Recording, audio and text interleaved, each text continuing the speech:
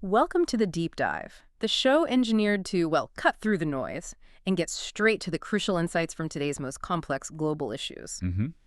Today, we're not just dipping our toes in, we're taking a full plunge into one of the 21st century's most consequential and, frankly, devastating conflicts, the Russia-Ukraine war. Yeah, it really is. We're now well into its fourth year, which is a grim milestone, isn't it? And it's made it painfully clear that the traditional approaches to peace, they've just repeatedly faltered. Time and time again. Exactly. Which has led to this desperate, urgent search for genuinely new pathways forward, something different. Something that might actually work this time. Our mission for this deep dive is kind of twofold. First, we really need to unpack precisely why the current strategies, despite, immense effort and resources, simply aren't working. It's going wrong. What are the underlying flaws that keep pushing us back to the drawing board? And then building on that, we're going to explore a bold, meticulously researched new vision for a comprehensive, politically driven peace. And what truly struck me in these sources is the specific, maybe even pivotal role that two rising global powers, India and China, could play in finally breaking this deadly stalemate. It's a different perspective, certainly. It really is. It's a perspective that challenges a lot of the prevailing assumptions, I think. That's exactly right. For this deep dive, we've drawn heavily from, well, a stack of recent analyses and proposed frameworks that actively challenge that conventional thinking about this conflict. Okay. Our core material comes from the detailed insights presented in the book Formula for Peace in Ukraine, and also related commentaries, academic articles, and recent geopolitical reports. So a solid base. A very solid base. And our goal isn't just to, recap headlines. It's to extract those crucial, often counterintuitive insights that can move us beyond the daily reports of fighting and towards a lasting, viable resolution for this devastating conflict. Getting beneath the surface. Exactly. What you're going to hear are perspectives grounded in a deep examination of the geopolitical realities on the ground, designed to give you, the listener, a much more nuanced understanding. Okay, let's unpack this then. We're well into the fourth year since Russia's full-scale invasion back in February 2022. It feels like a conflict that has, for many maybe, slipped into the background noise of daily news. Unfortunately, yes. But what does this protracted conflict truly mean on the ground for the people actually living through it? And maybe more importantly, what are its global ramifications beyond just the immediate battlefield? It's clearly far more than just a regional crisis, isn't it? Or absolutely. The human and geopolitical cost is just staggering. And it's critical that we start by acknowledging the immense scale of this devastation. Right. On the ground in Ukraine, the sheer level of destruction, Right. it's almost unimaginable. Infrastructure's in ruins. Entire cities, like Mariupol and Bakhmut, have been virtually razed to the ground, just reduced to rubble. So gone. Pretty much. And think about the human toll. According to the UN's 2025 humanitarian report, over 400,000 Ukrainians have either been killed or wounded since the full-scale invasion began. 400,000. It's a horrifying number. To put that in perspective, that's a casualty rate that really dwarfs many conflicts in recent memory. Yeah. And the economic impact is equally dire. The World Bank's 2025 data shows Ukraine's GDP has contracted by over 40% since 2022. Wow, nearly half. Imagine nearly half of your entire national economy just wiped out in just over 2 years. And then there's the humanitarian catastrophe.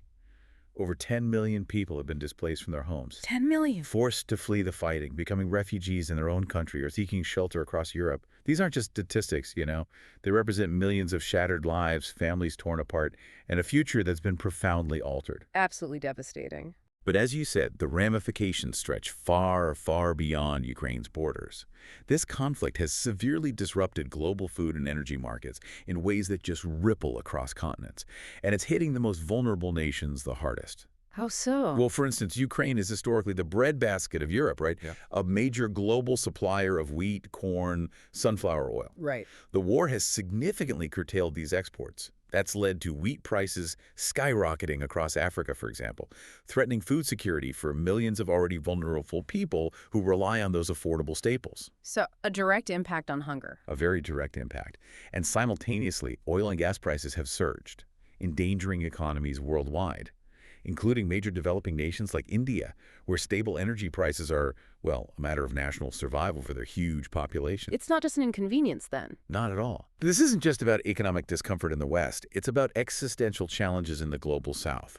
And beyond the economic pain, the war has reignited Cold War-era hostilities. It's fundamentally fractured international institutions. The ones meant to keep the peace. Exactly. The war's designed precisely to preserve peace and security. The UN Security Council, NATO, the EU, the very mechanisms meant to prevent such conflicts are now visibly struggling to cope with the fallout. Showing the cracks. Deep cracks in the global order, yeah. And that hinders collective action on other urgent global issues too, like climate change or pandemics. It's a crisis that just continues to echo across continents, causing widespread instability and forcing a global reckoning with a new, much more fragmented geopolitical landscape. Yeah. Hashtag 1.2, the repeated failure of ceasefire-first strategies. Given that immense human and economic toll you just laid out, it makes perfect sense, doesn't it, that diplomatic efforts to stop the fighting would focus on an immediate ceasefire. It seems logical on the surface. The idea of starting there sounds logical, right? Stop the shooting first. It would, in theory, halt the violence and create that crucial breathing room for dialogue. But the sources we've examined highlight three core, deeply ingrained reasons why this ceasefire-first approach has repeatedly failed in the Russia-Ukraine war. It seems to trap us in this relentless cycle of false hope and then renewed escalation. It's a pattern. It really is. Yeah. And this isn't about a lack of will, necessarily. The sources argue it's about a fundamental mismatch between the strategy and the reality on the ground. That's a truly critical point, and one that the sources make with great clarity. The intuitive appeal of a ceasefire stopping the bloodshed immediately is undeniable. Of course it is. Right. However, the sources make it explicitly clear that in this specific conflict, because of the entrenched positions and the, frankly, profound mistrust on both sides, it's essentially a non-starter for a lasting peace. It just becomes, as you said, a temporary pause. So what's the first reason? Okay, the first reason, looking at it from Moscow's perspective, is this deep-seated Russian distrust and the fear of strategic exploitation. Russia views any proposed ceasefire that doesn't address its underlying grievances, things like NATO's non-expansion or the recognition of territories it's annexed, as nothing more than a tactical trap. A trap? How so? Well, they genuinely fear that a temporary halt to fighting, even for something short like a 30-day ceasefire, could simply be used by the West and Ukraine to rearm, to reinforce their positions, and consolidate international support. All while those crippling sanctions remain in place, weakening Russia's long-term position. So they see it as buying time for the other side. Exactly. And this isn't a new suspicion. It's a core historical part of their strategic thinking, rooted in past experiences. You see Russian Foreign Minister Sergei Lavrov's blunt characterization of Ukraine's 10-point peace proposals as not feasible. That directly reflects this profound distrust. Right, I remember that. From their viewpoint, Ukraine's pursuit of NATO membership, which has been constitutionally enshrined since 2019, combined with the ongoing military buildup and the sanctions, it makes any ceasefire without significant political concessions look like a strategic delay for the West to gain advantage, not a genuine step towards resolution. Could they see it as a ploy? A ploy to shift the balance of power, not to negotiate an equitable peace. It's a mindset where, every concession is seen as weakness and every pause is seen as an opportunity for the adversary. Okay, so that's the Russian perspective. What's the second reason these ceasefires fail? The second reason centers on Ukrainian red lines and the profound risk for them of legitimizing occupation. Makes sense. For Ukraine, a ceasefire without strict preconditions is equally, if not more, problematic. President Volodymyr Zelensky's 10-point peace formula is unwavering. It insists on the full restoration of Ukraine's territorial integrity, including Crimea. Which Russia annexed in 2014. Precisely. And crucially, accountability for war crimes committed by Russian forces. Ukraine views any ceasefire that allows Russia to simply consolidate control over occupied territories without firm commitments on troop withdrawal, robust mechanisms for justice, or guarantees for critical issues like the safety of the Zaporizhzhia nuclear power plant as a profound, unacceptable risk. Because it normalizes the situation on the ground. Exactly. Such a move, from Kyiv's perspective, would effectively legitimize Russia's unlawful annexations. It would transform temporary occupation into a permanent geopolitical reality. And they have history here, right? The Minsk Accords. Absolutely. This isn't just a theoretical concern for them. It vividly echoes the failures of past diplomatic efforts. Think about the Minsk Accords, signed after the 2014 conflict in Donbas. Those agreements were meant to end the fighting, but ultimately collapsed precisely because these fundamental issues, trust, territorial integrity, the full restoration of Ukrainian sovereignty, remained unresolved. Leaving a frozen conflict. A frozen conflict that eventually reignited into this current full-scale war. Similarly, the 2022 Istanbul negotiations broke down on these same intractable points. Ukraine, having paid such a devastating price, simply cannot afford to cede ground that would undermine its sovereignty and the very principles it is fighting to uphold. For them, a ceasefire without a clear path to full territorial integrity is basically akin to surrender. Understandable. So, deep distrust on one side, fundamental red lines on the other. What's the third reason? And this leads us directly to the third core reason: mutually exclusive objectives and fundamentally clashing narratives. The big picture goals. Exactly. At the very heart of this conflict lie irreconcilable goals, deeply entrenched and seemingly non-negotiable for both sides. Russia's primary aim, viewed through the lens of its security establishment, is to block NATO's expansion and reassert control over what it considers its historic sphere of influence, essentially establishing a buffer zone to prevent Western encroachment. A recurring theme in Russian history. A very recurring theme, rooted in that deep-seated historical fear of encirclement, which we'll touch on more. Concurrently, Ukraine is fighting for its very survival as a sovereign nation, its aspiration for EU and NATO integration, and the complete recovery of all its lost territories, including Crimea and the Donbas. Diametrically opposed. Completely. These are not just different priorities. They are diametrically opposed narratives about history, identity, and future security. Each side has spent years fortifying its viewpoint with nationalistic narratives, propaganda, and the brutal, visceral realities of war, often invoking historic trauma to justify their positions. Which makes compromise incredibly hard. Almost impossible under the current framework. It means that any piecemeal solution, like a simple ceasefire, is inherently inadequate. It just doesn't address the deep-seated ideological, geopolitical, and historical chasm between them. So the ceasefire just papers over the cracks. Precisely. Instead, a ceasefire simply becomes a temporary pause, a moment for both sides to rearm, regroup, and reinforce their positions before the inevitable renewed escalation of hostilities. It's a stopgap, not a bridge to a solution. The sources really highlight that without addressing these fundamental clashing objectives, any ceasefire will merely be a prelude to the next round of violence. Hashtag 1.3, the limitations of military and economic pressure. Okay, so it's clear then that humanitarian concerns alone aren't enough to secure a lasting peace, and that whole ceasefire-first approach is fundamentally flawed. Seems so. But what about the argument that we can simply force a resolution? You know, the prevailing wisdom for many, especially early on, was that overwhelming military might or crippling economic sanctions would eventually bring one side, presumably Russia, to its knees. That was the hope, certainly. What truly struck me in these sources, however, is how convincingly they dismantle that assumption. It turns out the belief that military or economic pressure alone could resolve this conflict has proven largely illusory. How do they unpack this? What's the most, maybe, counterintuitive finding here that truly redefines how we think about this pressure? You've hit on a crucial insight that really challenges a lot of the initial thinking in the West. And yes, it's become painstakingly clear that relying solely on military might or punitive economic sanctions is, well, a dead end for achieving a resolution here. Let's look at why, and you might find some of the specifics quite surprising. Okay, I'm listening. First, let's consider the shocking ineffectiveness, relatively speaking, of sanctions against Russia. Well, there was immense initial hope, right, that unprecedented sanctions, particularly on oil and gas exports, would cripple Russia's war machine. Yeah, that was the narrative. The reality has been quite different.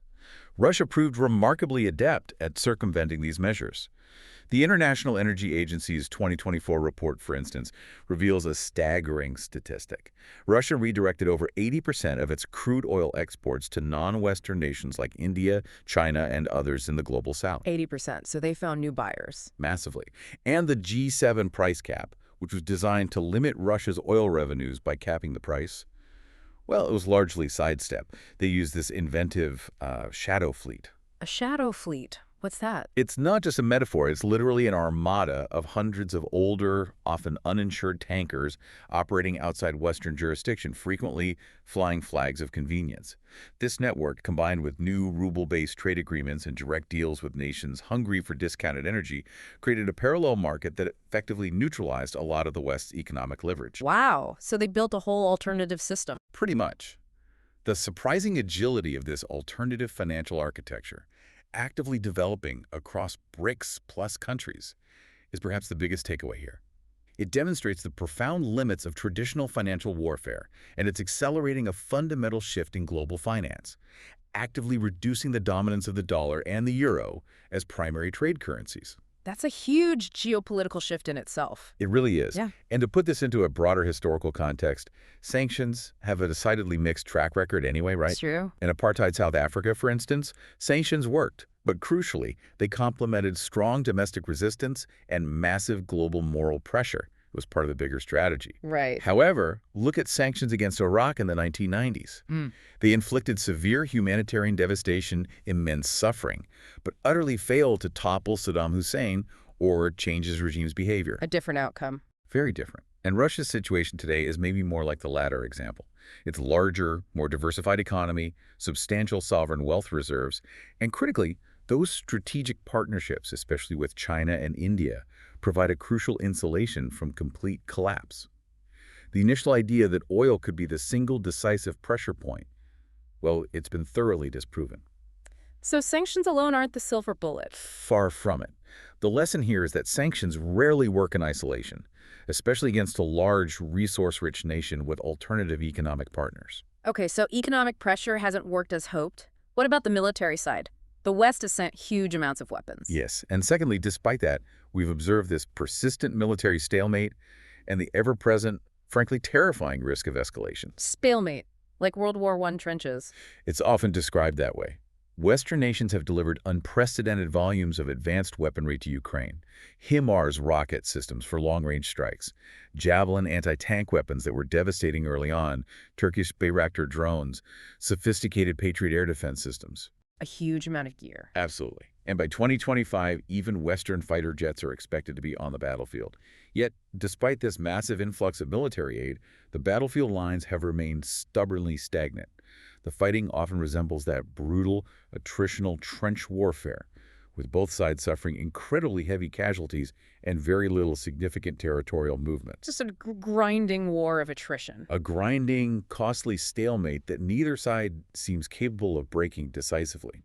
And moreover, the provision of increasingly long-range missile systems, while obviously boosting Ukraine's strike capabilities, carries a serious and escalating risk. Escalation with Russia. Exactly.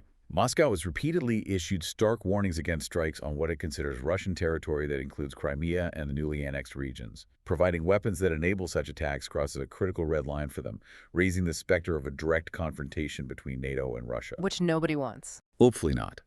We only need to look back to the chilling days of the 1962 Cuban Missile Crisis to understand the profound dangers.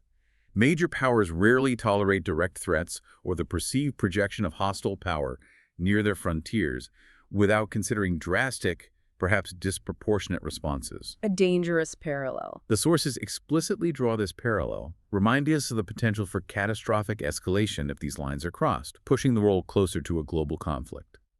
So the military path, it appears, is a path to endless war, not necessarily to resolution. Hashtag 1.4, the rigidity of key actors' positions. So we've outlined the devastating human cost, the inherent flaws in a ceasefire-first strategy, and now striking limitations of relying purely on military or economic pressure. It feels like we're hitting dead ends. It does feel that way sometimes. But what truly struck me, and I think many listeners might find this, well, frustrating, is that even with all this suffering, and despite the clear limitations of the current strategies we've just discussed, the sources show this persistent rigidity in the positions of the main players. Locked in. Yeah. Russia, Ukraine, even the United States seem locked into demands and mindsets that appear to make peace impossible under the current terms. For you, the informed listener, who might be feeling a sense of, I don't know, geopolitical exhaustion, how do these sources analyze these seemingly intractable positions? Why are they so stuck? You've hit on a core challenge that really underpins the current deadlock. That inflexibility is indeed a major barrier, And the sources delve pretty deeply into the historical and geopolitical drivers behind them. Let's kind of break them down, because understanding why these positions are so rigid is actually crucial to finding a way through them. Okay, let's start with Russia. Their demands often sound extreme. They do. First, let's look at Russia's demands, which are often characterized quite fairly as unreasonable. Their insistence on Ukraine's denazification, demilitarization, and permanent neutrality. It's not just about current geopolitical maneuvering. The sources suggest it reflects a deep-seated blend of geopolitical paranoia and, frankly, imperial nostalgia. Stripping Ukraine of sovereignty, essentially. That's how it's seen. If met in full, these demands would effectively strip Ukraine of its sovereignty, transforming it into a de facto vassal state, unable to determine its own foreign policy or security alliances. From Kyiv's perspective, and indeed for much of the international community, these demands are politically unacceptable and morally indefensible. But the sources say there's a historical angle, too. Yes, and this is crucial. The sources highlight that Russia's insecurities are deeply embedded in its strategic culture. They stem from a profound historical fear of existential threats due to its vast but vulnerable geography. Like invasions. Exactly. Think about it. Napoleon's invasion in 1812, which ravaged the country. Hitler's swift and devastating Operation Barbarossa in 1941, leading to unimaginable casualties. Even the more recent 2023 Wagner Group mutiny exposed internal vulnerabilities. Right. These historical events underscore a persistent, deep-seated vulnerability that, regardless of who is in power in the Kremlin, profoundly influences their strategic calculus. It breeds this persistent fear of encirclement by hostile powers. So it's not just Putin. The argument is that it runs deeper. This isn't about whether we agree with their paranoia, right? But about recognizing it as a deeply ingrained driving force in their demands for a buffer zone and permanent neutrality for Ukraine. It's the lens through which they view pretty much every Western action. Okay, understood. What about Ukraine's side? Their NATO ambition. Then there's Ukraine's unyielding NATO ambition. Ukraine's desire for NATO membership, enshrined in its constitution back in 2019, has become this powerful, emotional symbol of defiance against Russian aggression. Understandably so. Absolutely. It represents their aspiration for full integration with the West, a definitive break from Moscow's historical sphere of influence, and, they hope, a guarantee of security. However, the sources suggest that despite this powerful symbolism and the immense sacrifice it represents, the actual security dividend has been elusive. They're still not in NATO. Exactly. Ukraine remains outside the alliance and devastatingly vulnerable to attack. Even with over $100 billion in military and financial support from NATO countries since 2022, the price paid for this ambition, hundreds of thousands of lives lost, mass displacement, the systematic destruction of infrastructure, is deemed far too high by the sources. Why? Because it hasn't delivered the ultimate security it promises. The core argument here isn't to criticize the ambition itself, which is entirely understandable and justified from Ukraine's perspective, Of course. but it's that its practical cost has been devastating without achieving its ultimate objective of collective security under Article 5. This creates this tragic paradox, where the very goal meant to ensure security has, in a way, contributed to immense insecurity. A tough reality. And the U.S. position, where does that fit? And finally, we have the United States position. The U.S. firmly supports Ukraine's sovereignty and its right to self-determination, and it has backed that support with immense military and financial aid. They have played an indispensable role in allowing Ukraine to resist, no question. However, the sources argue that the U.S. stance often fails to adequately address the broader structural causes of the conflict specifically, Russia's long-standing fear of encirclement and its perceived security dilemmas. The historical context again. Exactly. This fear, as we discussed, is rooted in those deeply ingrained historical experiences and geographical realities, not merely in the current leadership of the Kremlin. The sources emphasize that ignoring this historical context and solely focusing on Russia's current aggression, while may be morally satisfying for some, Right. may not lead to a lasting peace.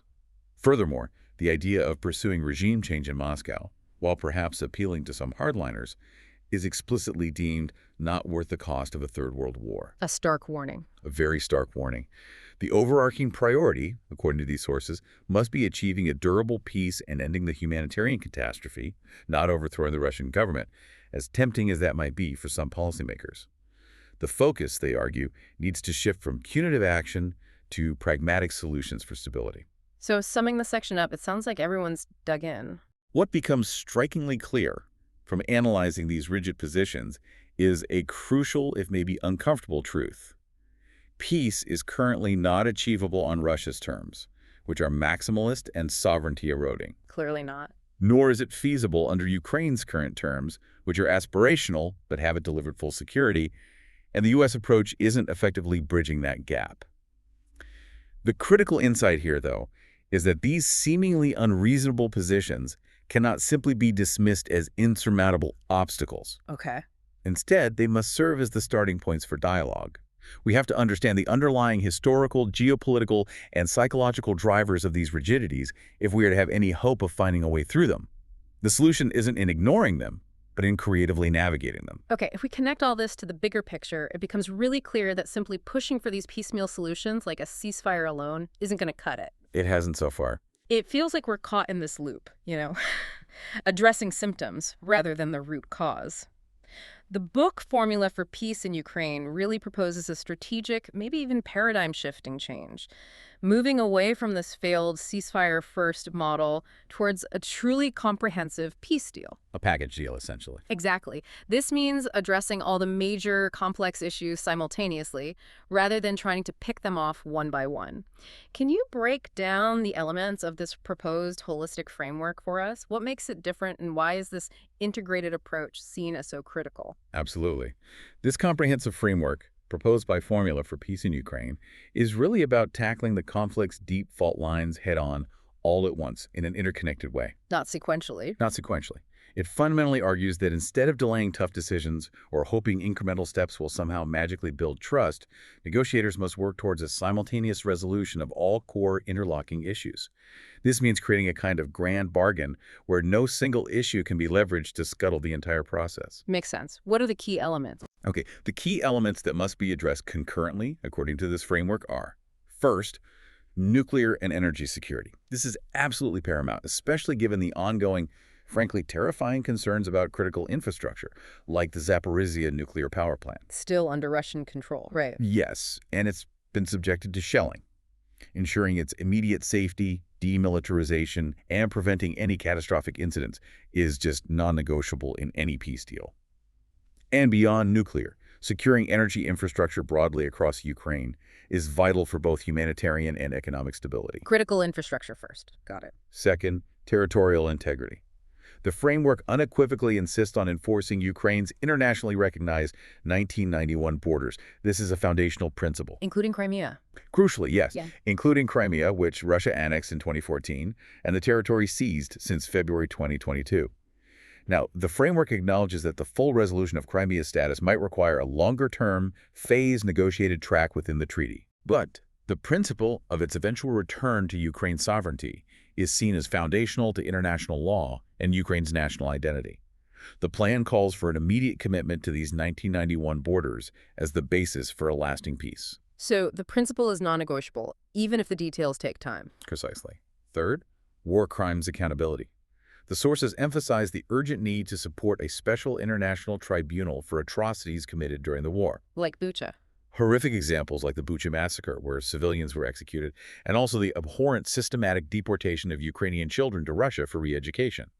Justice for these crimes, and ensuring that impunity is not rewarded, is seen not just as a moral imperative, but as a vital component of a lasting peace. It provides a measure of closure and hopefully deters future violations of international law. Justice is part of the package. Absolutely essential.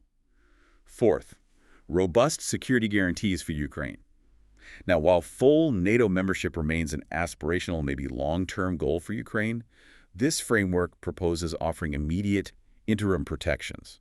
Protections strong enough to deter future aggression without triggering the full collective defense obligations of NATO that Russia perceives as an existential threat. So security, but not NATO Article 5. Exactly. Okay. This could take the form of something like the proposed Kyiv Security Compact, which envisions a coalition of countries providing Ukraine with advanced weaponry, intelligence sharing, training, effectively creating a powerful defensive force. The crucial distinction here is providing robust defense capabilities without the formal alliance commitments that Moscow views as a direct threat. It's about finding pragmatic security solutions. Deterrence without escalation. That's the idea. Fifth, economic and environmental recovery. The sheer destruction wrought by the war is immense. The cost of rebuilding Ukraine is estimated in the hundreds of billions of dollars. Staggering. It is. This element focuses on addressing the devastation. Think about the catastrophic collapse of the Kakhovik Dam, which caused widespread flooding and ecological damage, and demanding reparations for the extensive damage to infrastructure, housing, industry. A comprehensive peace deal must include a clear, internationally backed plan and substantial funding for Ukraine's massive reconstruction efforts, but ensuring that Russia also contributes to rebuilding what it destroyed. A Marshall Plan for Ukraine, essentially. Something on that scale, yes. Yes. And sixth, global food and trade security. As we discussed earlier, restoring Ukraine's agricultural exports, which are essential for global food stability, and securing the Black Sea shipping lanes. These are vital not only for Ukraine's economic recovery, but also for preventing further food crises, particularly for those vulnerable nations in Africa and the Middle East that rely so heavily on Ukrainian grain. Kicking the ports open again. Demilitarizing shipping routes, ensuring safe passage for commercial vessels. It's critical. So, bringing all these pieces together, what's the big benefit? The benefits of this holistic approach are significant and multifaceted. By addressing all these major concerns simultaneously, it fundamentally denies either side the ability to use a temporary ceasefire for strategic posturing, or to gain a tactical advantage on one issue while others fester. No cherry picking. Exactly. Instead, it provides both Russia and Ukraine with clear reciprocal incentives. For Russia, it offers the prospect of significant sanctions relief and legitimate, verifiable security guarantees.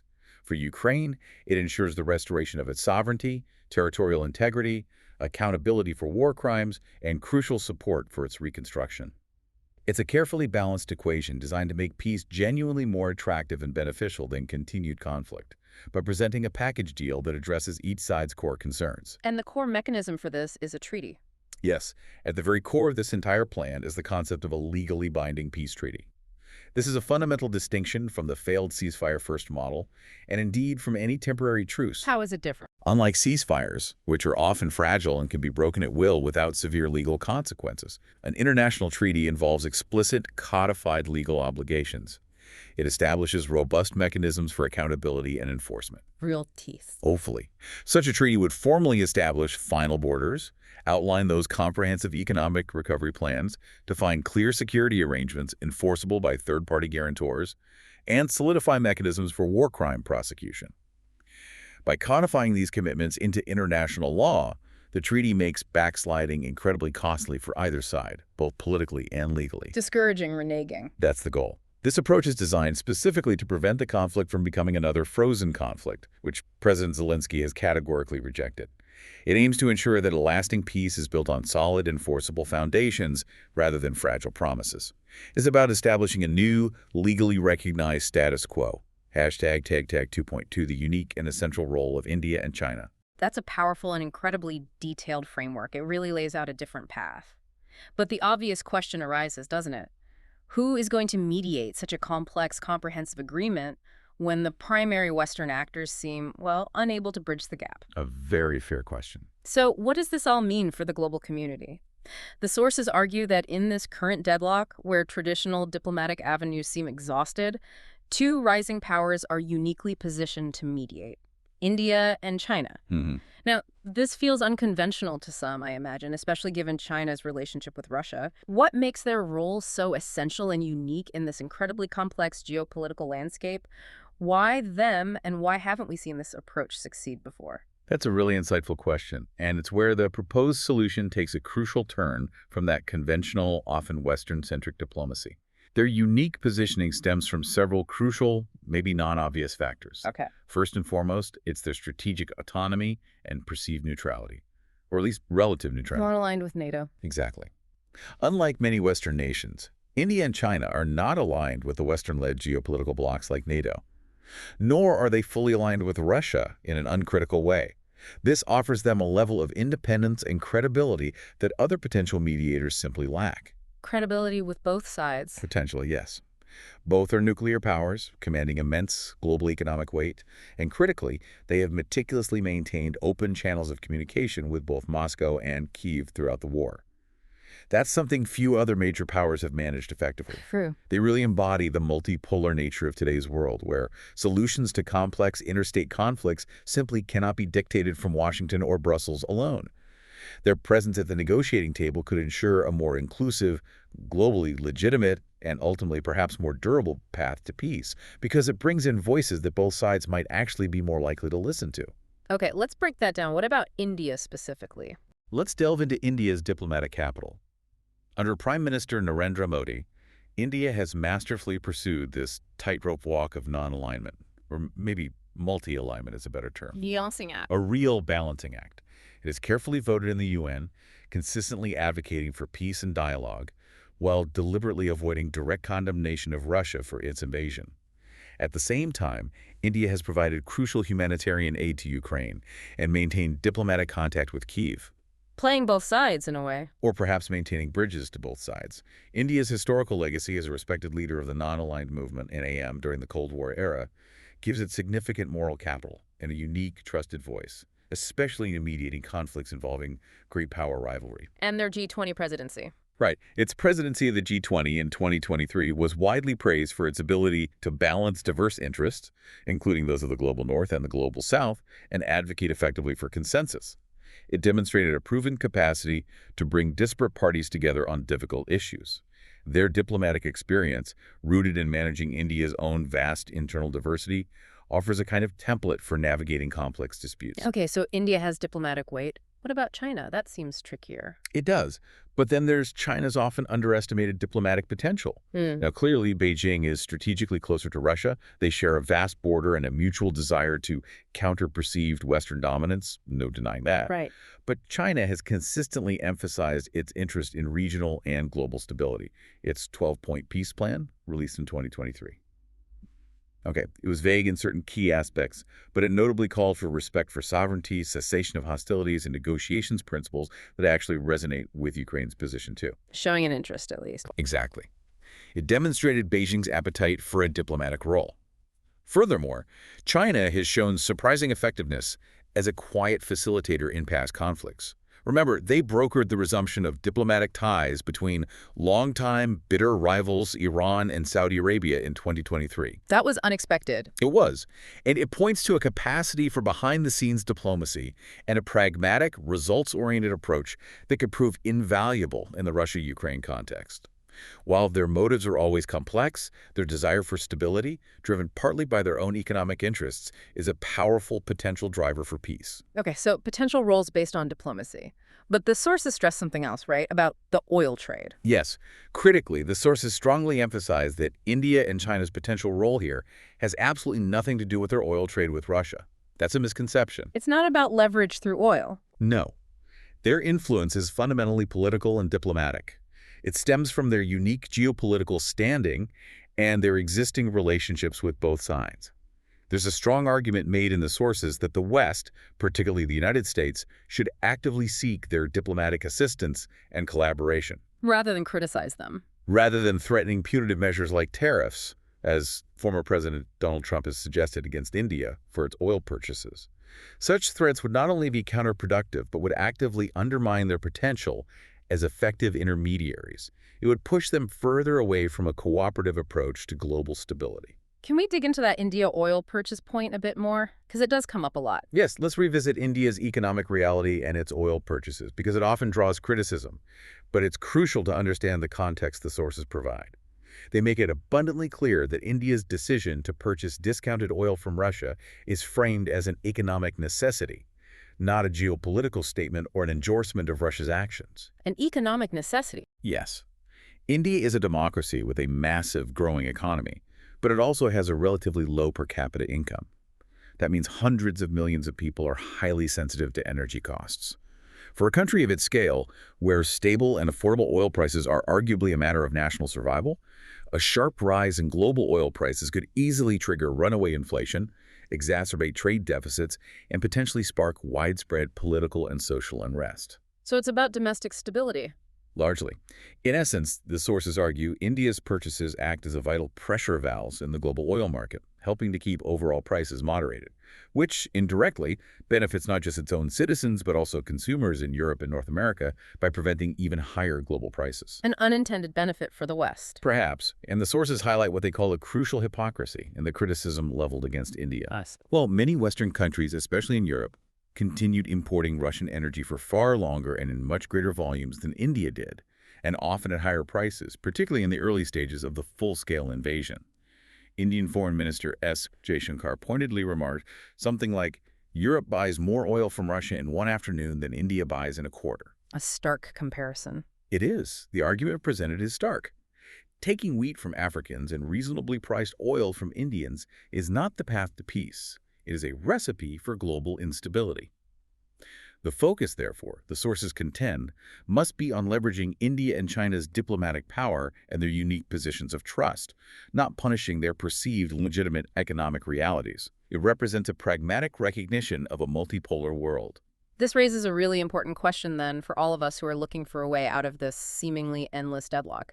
If military victory isn't feasible, if economic strangulation hasn't worked, and if the ceasefire-first approach is proven to fail, what would a durable, negotiated political compromise actually look like on paper? Right. What are the specifics? Exactly. The sources present a detailed, realistic framework for just such a settlement, which feels, I don't know, far more grounded in the current geopolitical realities than some other proposals.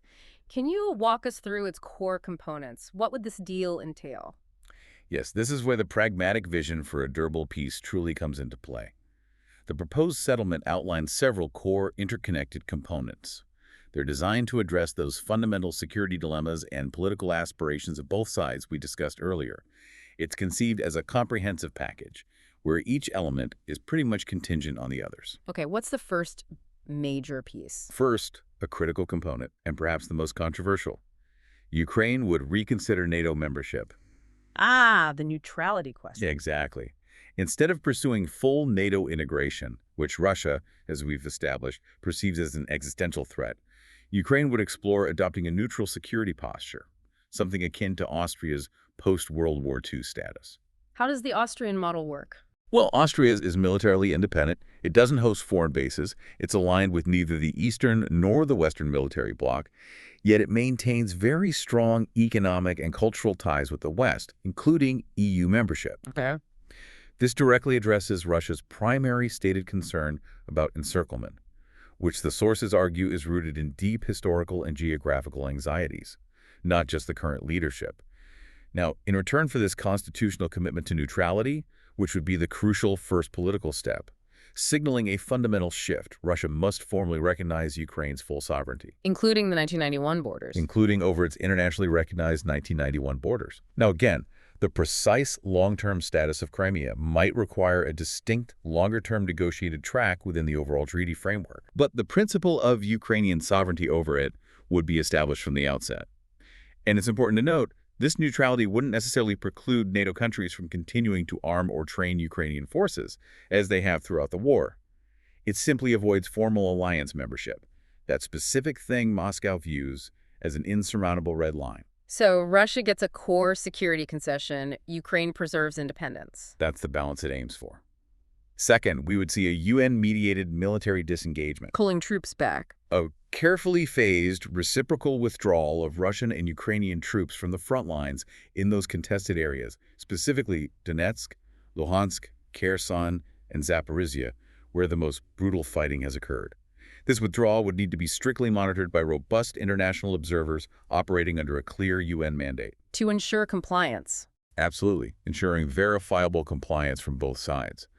The sources draw on historical precedents here, like the UNIFIL peacekeeping force in Lebanon, which has maintained a fragile peace in a very volatile region, or the Dayton Accords in Bosnia, which successfully established demilitarization zones and stabilized highly volatile regions after a brutal conflict. The trust-building measure. A vital trust-building measure, yes, creating the physical and psychological space necessary for political solutions to take root without the immediate pressure of active combat. Okay, troops pull back. Then what? Third, there would be referendums and federalization in the disputed territories. Votes in places like Donbas. Yes. Contested areas with significant Russian-speaking populations estimate around 17% of Ukraine's pre-war population in regions like Donbas would be allowed to vote on their future status. Critically, this would occur under strict international supervision, including UN oversight, to ensure legitimacy, fairness, transparency, guarding against any manipulation. And what if they vote for autonomy? Regardless of the specific outcome of these referendums, Ukraine would agree, as part of the package deal, to adopt a federal structure. Like Switzerland or Canada. Exactly, similar to robust federal systems like those. This would grant these regions substantial cultural, linguistic, and potentially economic autonomy within a unified Ukrainian state, while unequivocally preserving Ukraine's overarching territorial integrity. Balancing local identity and national unity. Precisely.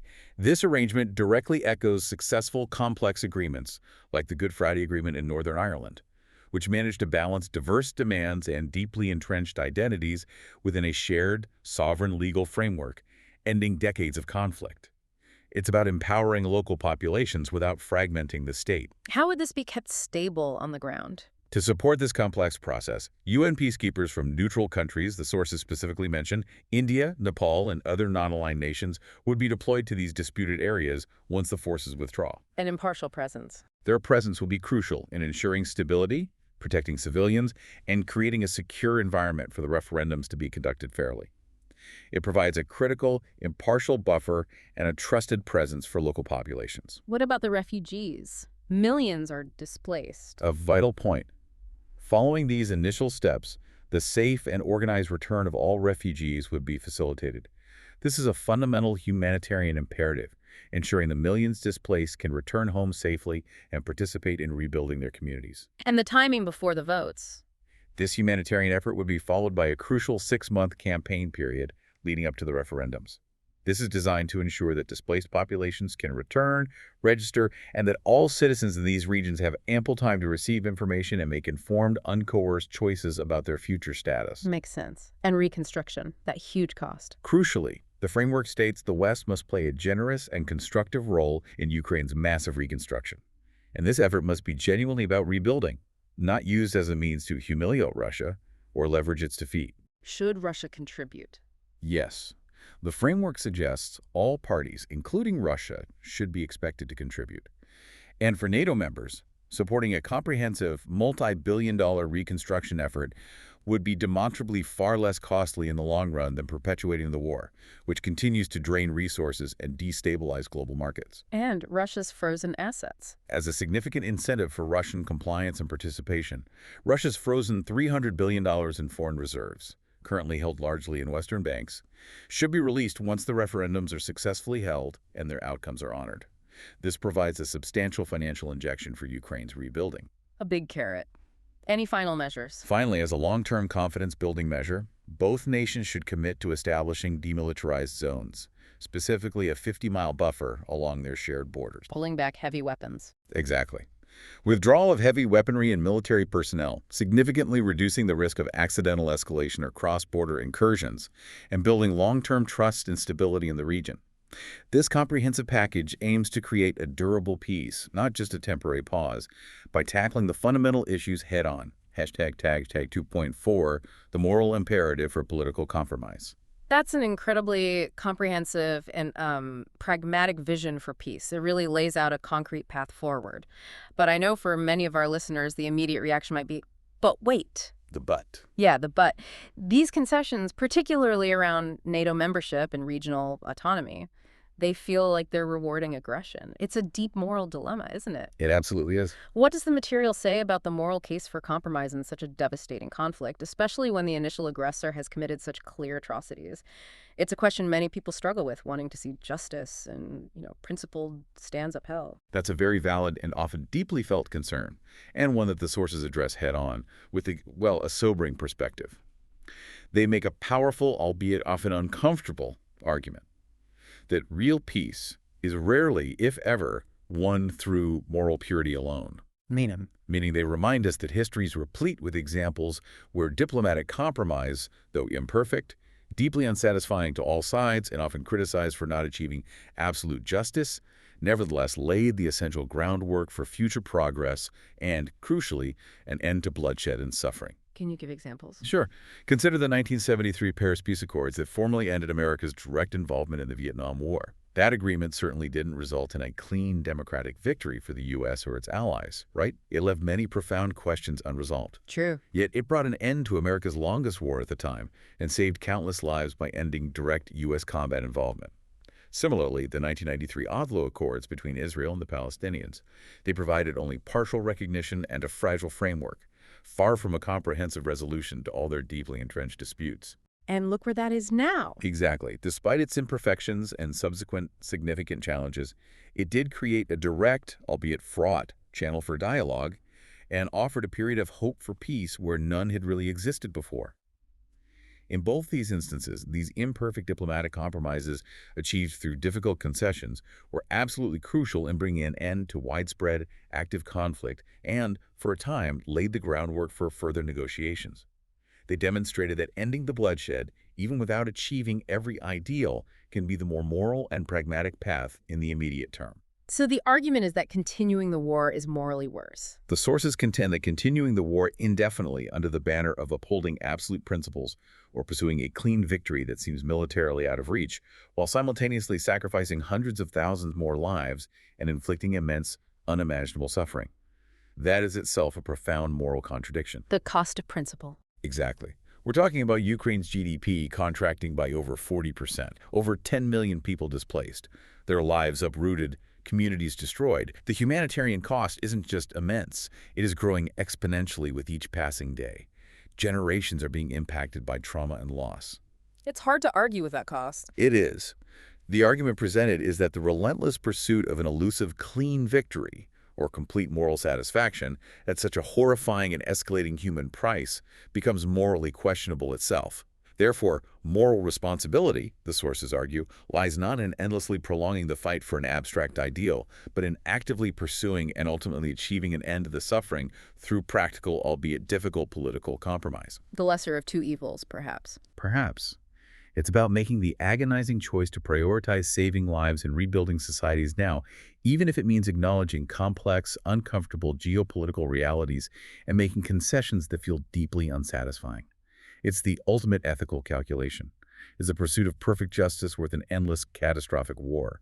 The sources contend that the answer is no, not when a potentially viable path to peace exists. #head outro. Wow. This deep dive has laid out a truly compelling and I think profoundly important argument. The ceasefire first model has failed not because of a lack of effort or goodwill, but because it fundamentally addresses the symptoms of this devastating conflict, rather than its deep-seated root causes. Tackling the surface, not the foundations. Exactly. The comprehensive, multilateral, and enforceable vision presented in these sources, one that explicitly prioritizes a political path, potentially led by global actors like India and China, offers what feels like, well, the most realistic and, frankly, maybe the best hope for a just and durable peace we discussed. That's precisely it. Lasting stability in Europe, and indeed globally, will not come from temporary pauses, or endlessly supplying arms hoping for a breakthrough, or the elusive pursuit of total military victory. Which seems increasingly unlikely. It does. Lasting stability will only come from resolving the war's deepest fractures. Those geopolitical fears we talked about, the complex security dilemmas, and the profound demands for justice that underlie this entire conflict. This path, though incredibly difficult, certainly fraught with challenges and requiring immense diplomatic courage from all sides. It's the one that directly acknowledges those realities and seeks to build a resolution from them, rather than trying to build one around them. It truly is a geopolitical crisis that demands not just strategic thinking, but genuine political imagination, unprecedented diplomatic courage, and a deep, empathetic historical perspective. It makes you think, doesn't it? It really does. What kind of peace are we truly fighting for? And what fundamental assumptions are we, as a global community, you listening right now, willing to rethink, to challenge, and ultimately perhaps to compromise on to actually get there?